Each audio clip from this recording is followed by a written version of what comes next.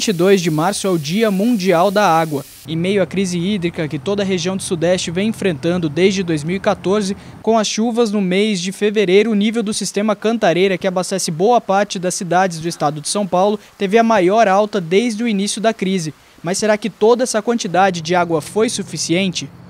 Bom, e para falar então sobre os reflexos dessa crise hídrica, o programa Ponto de Encontro recebe Murilo Santana, gerente de sensibilização e comunicação do PCJ, e o professor da Faculdade de Engenharia Ambiental da PUC Campinas, Daniel Nassif. Professor, essas chuvas aí de fevereiro e de março, elas foram suficientes para ajudar um pouco nessa questão da crise? Sim, as chuvas elas foram acima da média histórica, né? Elas foram acima do normal. Auxiliaram bastante na recuperação do segundo volume morto, estão auxiliando na recuperação do primeiro volume morto, mas elas serão insuficientes para ter a recuperação do sistema Cantareira propriamente dito. O que a gente deve imaginar é que ao final dessa época chuvosa, que está terminando agora no final de março ou começo de abril, nós vamos ter a recuperação do volume morto e, se vier uma chuva maior do que esperado, o nível vai subir um pouco acima das comportas, né, desse volume morto. Agora, recuperação mesmo do manancial do sistema, eu acredito que com as chuvas sendo normalizadas ou com alguns picos, mais uns 3 anos pelo menos nós vamos precisar. Murilo, fala da região sudeste, de São Paulo, como está essa situação aqui na nossa região de Campinas? O momento é de cautela, principalmente para a comunidade, não se iludir de que essas chuvas que aconteceram são chuvas que já normalizou a situação, porque é natural, né? Você sai na rua, principalmente, por exemplo, no caso de Piracicaba, chega lá, vê o rio com aquelas vazões altas e acha que a situação já está toda solucionada, então voltaram as chuvas e a situação está controlada. Não é o caso ainda. Tendo em vista que janeiro foi um mês, por exemplo, que choveu 50% abaixo das médias históricas. Então, tivemos um mês chuvoso, mas ainda existe um processo dentro da questão das chuvas, que, por exemplo, essa primeira chuva que cai, ela vai ser, boa parte também absorvida pelas próprias plantas, ou seja, né, já uma parte dela é absorvida. Depois você tem a parte de alimentar esse lençol freático, que a gente costuma usar um termo técnico dizendo que ele está baixo. Por quê? Você tem quantidade de água que estaria ali armazenada, está mais baixo, então isso tem uma disponibilidade hídrica menor. Até repor esse lençol, encharcar esse solo para que essa água volte a florar, é um processo longo que demora, como o próprio professor disse, até possível de 3 até 4, 5 anos para recuperar os reservatórios, dependendo do volume de chuvas que a gente vai ter. Então o momento é de cautela. Eu vou aproveitar agora para chamar a Rafaela Ribeiro. Ela foi até a Sanasa saber quais são as ações da empresa aqui na cidade de Campinas para lidar com essa situação crítica da falta de água. Para auxiliar na diminuição do consumo de água em Campinas durante a estiagem histórica que afeta a região sudeste, a Sanasa elaborou algumas ações visando a economia. Aqui ao meu lado está o diretor técnico Marco Antônio dos Santos. Marco, quais são então essas ações da Sanasa para melhorar e garantir a distribuição de água à população? Bom, a Sanasa, ela fez algumas ações importantíssimas para garantir o abastecimento de água para a população de Campinas nesse período crítico. Entre elas, nós fizemos o alteamento do enroncamento da captação, ou seja, nós aumentamos o barramento do rio para poder garantir que as bombas que estão na nossa captação possam enviar a água para o tratamento. Outra ação também muito importante que nós fizemos foi parceria com o Corpo de Bombeiros. O Corpo de Bombeiros agora, a gente está montando reservatórios e eles utilizarão para as atividades operacionais dele água de reuso, que é tratada na nossa estação produtora de água de reuso. Então, outra ação muito importante. Também fizemos convênios com a Secretaria do Verde. A Secretaria do Verde está nos auxiliando na elaboração do Plano de Recursos Hídricos. Também fizemos o Plano de Saneamento Municipal, onde todas as ações da Sanasa estão contidas nesse plano. Outra ação importante também que a Sanasa fez foi aumentamos a planta de cloro da ETA 3 e 4. Ou seja, com a diminuição da vazão no rio, aumenta-se a carga de poluentes. E para isso a gente tem que aumentar o processo de tratamento, o produto químico e especificamente o cloro. Então nós aumentamos a planta, então com isso a gente conseguiu aumentar a capacidade de tratamento. Entre outras ações de grande importância que a Sanasa tem feito, essas são as principais. Legal, e muito se falou na questão de transformar o esgoto da cidade em água potável, né? Eu queria que você falasse como que está esse projeto. Então, esse é um projeto importantíssimo, pioneiro no Brasil.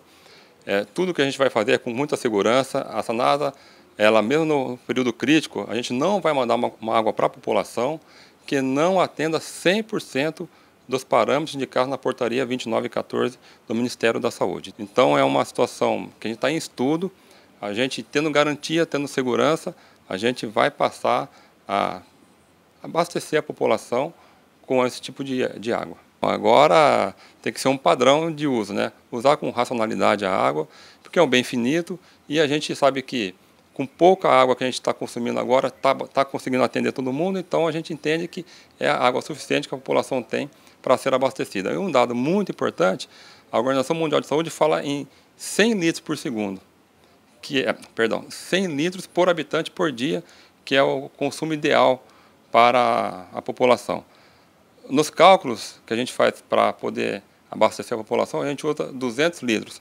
Campinas está usando em torno de 150, que é em torno dos 20%, 20 e poucos por cento que eu falei de diminuição. Então, a população está de parabéns, mas a gente pode fazer mais ainda e reduzir um pouco mais esse consumo por dia. Muito obrigada pela sua participação. Eu volto com você, Alessandro. O Marco Antônio fala para a Rafaela essa questão dos químicos, da água. É uma preocupação que a população tem que ter ou não? Não precisa?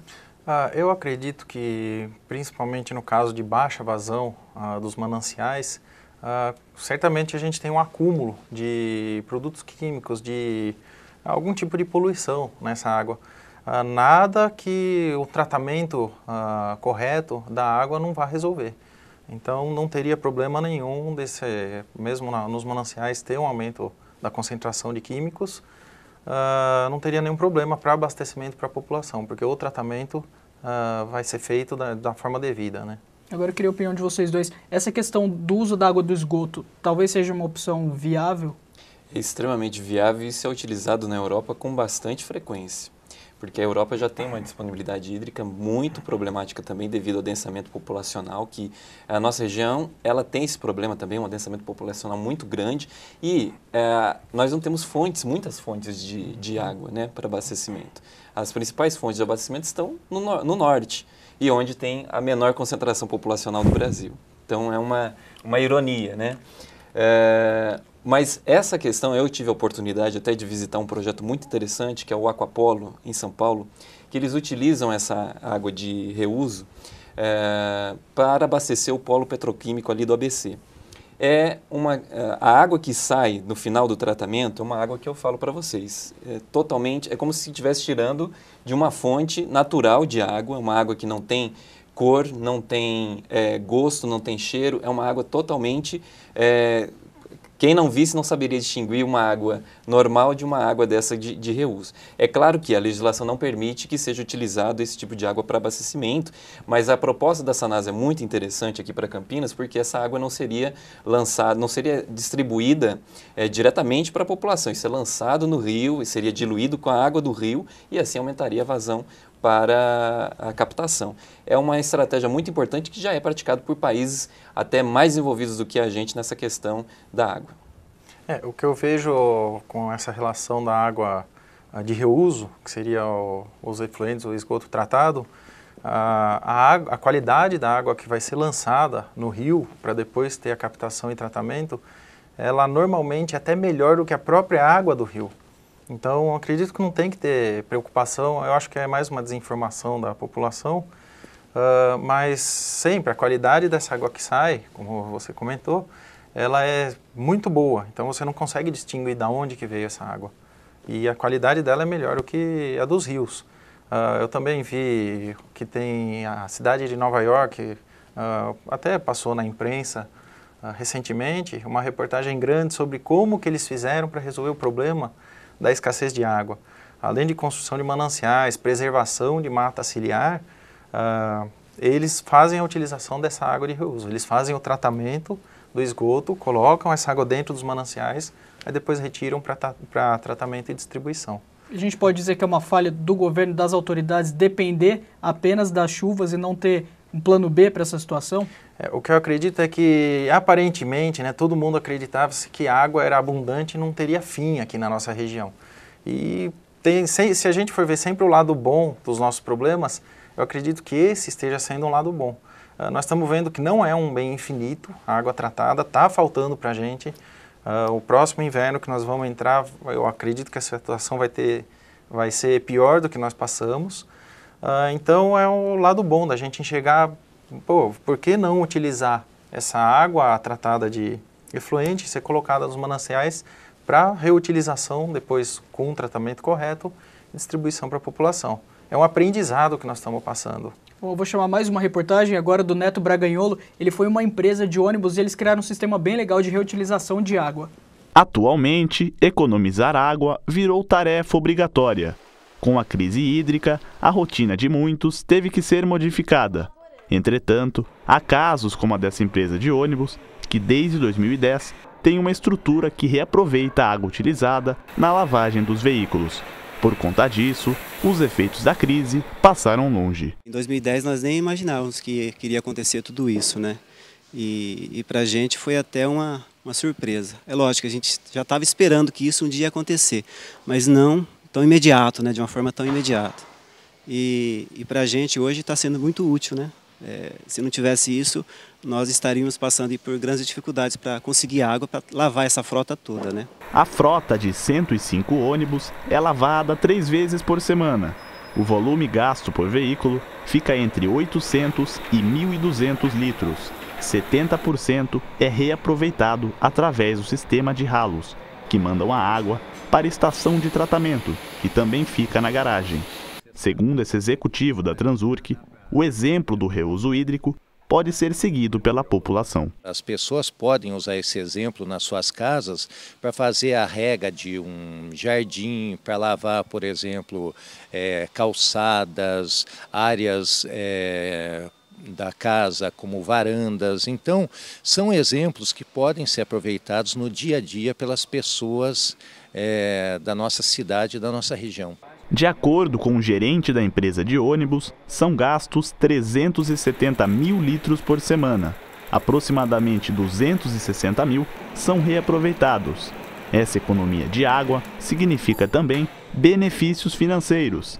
Se a concessionária não tivesse esse sistema de reutilização de água, teria que gastar R$90 mil por ano com a compra de caminhões-pipa. Além de reaproveitar a água utilizada, essa empresa de ônibus também faz a captação da água da chuva.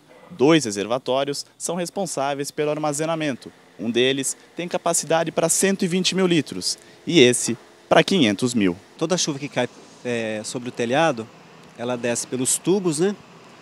E descendo por esses tubos ela vai direto para a caixa de retenção, onde são guardada toda essa água aí. O armazenamento de água para reuso foi pensado não apenas pelo lado financeiro, mas também pelas questões ambientais. A empresa de ônibus, ela polui. Então os diretores acharam assim por obrigação estar fazendo algo para retribuir isso ao meio ambiente. Então foi uma forma que eles encontraram de estar retribuindo isso com esse reaproveitamento de água, né? Aproveitando a água da chuva, coletando as águas para estar ajudando de uma forma o meio ambiente. Nós procuramos também colocar isso para os nossos funcionários e também para o nosso público usuário, e como também a gente faz bus door, que são aqueles cartazes grandes nas traseiras dos ônibus, nós também conseguimos atingir a população em geral. É uma boa iniciativa. Na prática, quem gasta mais, o consumidor comum ou as empresas, as indústrias? Eu acredito que as empresas, as indústrias, elas têm um consumo significativo da água tratada, porém, melhorando a eficiência, eles vão conseguir economizar. Eu acredito que quem vai conseguir economizar mais água, quem vai conseguir auxiliar mais na manutenção dos mananciais, seria a população, porque as indústrias dependem da água para produzir. Então, se eles acabarem tendo que reduzir produção por causa de consumo de água, pode causar até um efeito econômico. Agora, a população, é muito comum a gente encontrar na rua o pessoal lavando o carro 3 vezes por semana, lavando o quintal, lavando calçada. Inclusive, de vez em quando, você vê gente tirando o pó da rua com água tratada.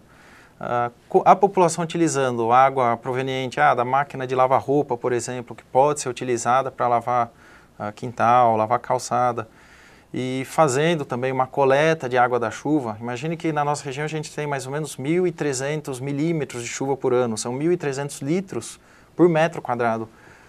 Quanta água a gente poderia ter que não seja água tratada, água potável, para poder fazer diversas atividades dentro de casa. E principalmente o maior consumo, que acredito que seja lavar os quintais e calçadas, principalmente. Bom, a gente vê que eles guardam a água para o reuso e a Prefeitura de Campinas anunciou em fevereiro a criação de 23 reservatórios, né? Agora para começar as obras em março. As obras não começaram ainda, mas é uma boa opção, precisa fazer alguma coisa e esses reservatórios serão úteis? Tanto de água bruta quanto de água tratada. O que seria, o Campinas está propondo são reservatórios de água tratada. O que significa isso? No momento de escassez ou até de problemas na rede, você tendo um complexo de reservatórios de água tratada, qualquer manutenção na rede, você acaba não prejudicando a população no seu abastecimento, porque com esses reservatórios você não interrompe o fornecimento de água para o consumidor final. Também é importante porque, de repente, numa manobra operativa, vamos dizer, como aconteceu no ano passado, em 2014, né, durante a estiagem, onde o rio Atibaia, que é o principal manancial de Campinas, apresentou vazões muito baixas, você pode ali, num momento de escassez, diminuir essa captação, até mesmo interrompê-la, e nesse tempo não prejudicar a população com o fornecimento de água. Então, essa proposta de Campinas é muito importante e válida. Um exemplo disso é também o município de Limeira, que também tem esse complexo de reservatórios, vem ampliando esse complexo para que cada vez mais se tenha ali uma autonomia maior de operação do sistema, sem depender drasticamente da captação. Do ponto de vista ambiental, a gente pode dizer que essa falta de chuva é algo cíclico que acontece de tempos em tempos, ou é por causa do aquecimento global, desmatamento da Amazônia? O que a gente não pode afirmar com certeza é chegar hoje e falar, isso está acontecendo por causa de aquecimento global. Não, isso daí é uma anomalia climática que a gente está vendo. Então é uma coisa cíclica. Se pegarmos os dados históricos da região, mesmo do Cantareira, você sempre teve alguns anos com seca bem severa. A diferença é que antigamente você tinha pouquíssima gente utilizando essa água. Hoje os reservatórios continuam os mesmos, só que a população utilizando essa água aumentou muito, ela mais do que dobrou, por exemplo. Então, mudança climática é difícil a gente afirmar, não pode fazer essa ligação. Seria mais uma anomalia climática.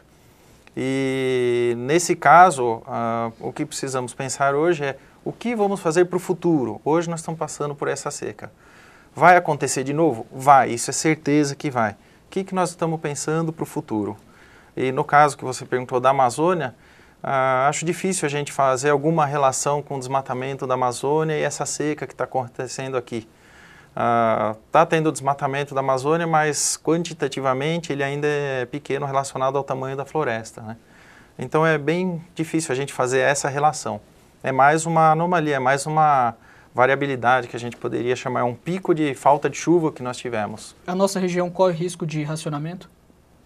O risco, já existem municípios que ainda estão sob racionamento, mesmo com essas chuvas que aconteceram agora em fevereiro. Ou seja, nós ainda não passamos, não superamos a crise. É importante se ter em mente de que tem que continuar economizando, igual foi o professor citou, né, a questão de armazenamento de água de chuva.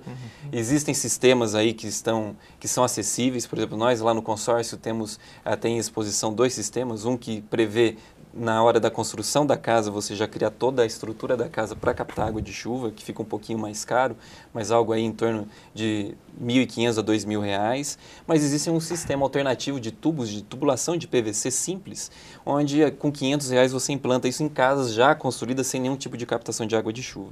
Mas é importante não se esquecer, por exemplo, nós estamos vivendo aí um surto de dengue pelo armazenamento equivocado de água. É importante reforçar. Então é importante a população, primeiro, essa água armazenada tem que ser fechada, não pode ficar aberta, exposta para que mosquitos da dengue possam ali fazer a postura de ovos. De ovos e tudo mais. É importante, por exemplo, com pouquinho de cloro já que você coloque nessa água já é suficiente para você desinfectar essa água e já não ter problema de dengue. Então é muito importante reservar a água da chuva, mas não se esquecer também dos cuidados que essa água tem que se tomar com essa água para depois não gerar um problema de saúde pública.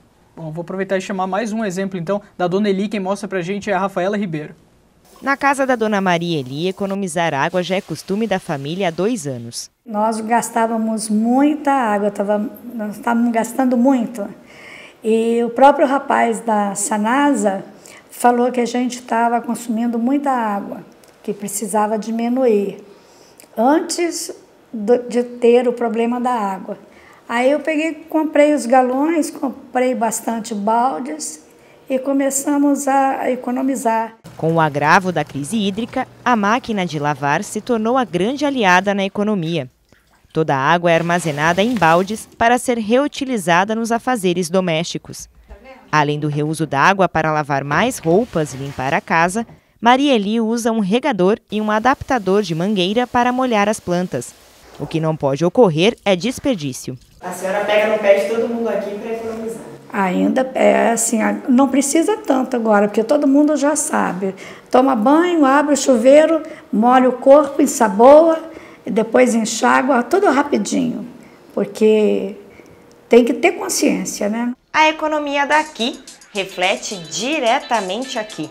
Com o reuso da água, a família já economizou mais de 70% nas contas. Eu, como professora, ensinava para os alunos que a água era inesgotável, né? Hoje em dia a gente sabe que não é assim, né?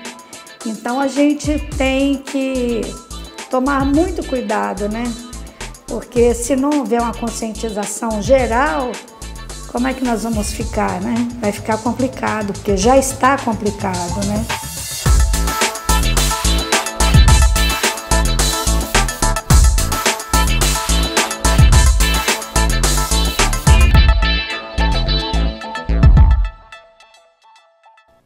Bom, a gente pode dizer que o comportamento das pessoas tem mudado, né, por conta dessa crise. Sim, é como eu comentei, esse é o lado bom da crise, né? Sempre a gente tem que pegar o lado bom.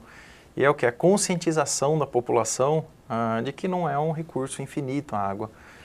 E toda a população com essa economia que está sendo feita, eles estão vendo, pô, eu gastava, não sei, 50 metros cúbicos, 40 metros cúbicos por mês, eu estou conseguindo gastar 15 só. Por que está acontecendo isso? Porque a minha família desperdiçava muita água. Então isso é uma coisa generalizada, todo mundo está se conscientizando que realmente ocorria um certo desperdício da água e que é um bem que a gente precisa tomar conta, é um bem que não é infinito. Murilo. É até importante fazer um comentário que muito tem se abordado dessa mudura da postura com relação ao trato com a água, que é importante, né? Porque nós vivíamos uma ideia de abundância de água que não é a realidade. Nós estamos numa região de escassez hídrica. Mas mais do que isso, não somente essa postura na mudança com o trato da água tem que ocorrer, a nossa postura também no trato com o consumo exagerado. Porque às vezes assim, você está economizando água na sua casa, legal, mas por exemplo, a sua forma de consumir reflete também na produção de água e na disponibilidade de água. Vai água para tudo, é água para você, produção de alimentos, é água para fazer produtos eletrônicos, vai água para a bebida que nós consumimos. Então, eu acho que mais do que mudar o trato com a água, tem que se mudar também essa nossa estrutura de consumo. Só para você ter ideia, para a produção de 1 quilo de manteiga, você gasta em torno de 18 mil litros de água. Para 1 quilo de carne, vão mais 18 mil litros de água. Então, a nossa postura com relação ao consumo, essa eficiência no trato com a água também tem que ser refletida no consumo de tudo que nós temos dentro de casa. E qual é a perspectiva de melhora dos níveis dos reservatórios? Olha, nós acreditamos lá no consórcio PCJ de que vai ser um ano mais difícil do que 2014, porque em 2014 o sistema Cantareira adentrou ao período de estiagem com 13% do seu volume útil. Este ano, muito provavelmente, na melhor da perspectiva, acreditamos que chegaremos com os reservatórios, com recuperado o famoso volume morto 2 e volume morto 1, que o correto é reserva técnica, né? Mas o que seria esse volume morto? A água que antes estava negativa, abaixo das comportas, vai chegar no nível das comportas. Então, é uma situação pior do que 2014, vamos ter menos água do que em 2014 para socorrer aqui a nossa região. Por isso que toda a água que puder ser armazenada, hoje o sistema Cantareira está operando aí com 13% da sua capacidade e sendo enviado pouca água aqui para a nossa região, porém por quê? Estamos retendo essa água o máximo possível para depois utilizar no momento mais crítico do ano, que vai ser entre os meses de abril e setembro, que é quando a estiagem fica mais intensa. Bom, e é importante as pessoas continuarem economizando água, não desperdiçando, porque na verdade o volume morto ali do Cantareira está no nível negativo, né? Não positivo, né? As pessoas não podem deixar de lado essa questão da economia, né? Para a população entender melhor, o volume morto é o seguinte, faltou água, a água não consegue chegar nas comportas. A represa foi lá e emprestou água, quer dizer, está tirando água fazendo um volume negativo. O 13% que nós temos hoje da Cantareira, na verdade seria, acredito, menos 13%. Quer dizer, nós temos que recuperar esse volume para depois ter o volume útil. Então, essa economia, essa conscientização, ela tem que continuar e eu acredito que ela vai ter que ser até um pouquinho mais radicalizada, porque, como já foi falado, esse ano de 2015, nós vamos começar a época de estiagem com nível mais baixo nos reservatórios do que estavam em 2014. Então, continuando com essa economia, sempre com conscientização, com tentar captar, principalmente agora a chuva, os poucos períodos de chuva, nessa época mais seca que nós vamos entrar a partir de abril, tentar segurar, tentar captar o máximo de água possível que a população conseguir, até as indústrias conseguirem. Frisando, lógico, tampando os reservatórios para a gente não ter um aumento maior ainda dessa epidemia de dengue. E o papel da população é muito importante, Alessandro, porque ainda que no Brasil o maior consumidor de água seja a agricultura, a nossa região ela vive ela é um pouco peculiar. Na nossa região, o maior consumidor de água é o urbano, por conta desse adensamento populacional. A indústria vem em segundo e a agricultura em terceiro. Então, o papel da população será fundamental para nós superarmos essa crise. Então, Murilo, professor Daniel, muito obrigado pela presença de vocês aqui no programa. E eu lembro que você pode assistir um vídeo muito legal que a TV PUC fez, mostrando a economia de água realizada aqui na universidade. A gente se vê no próximo ponto de encontro.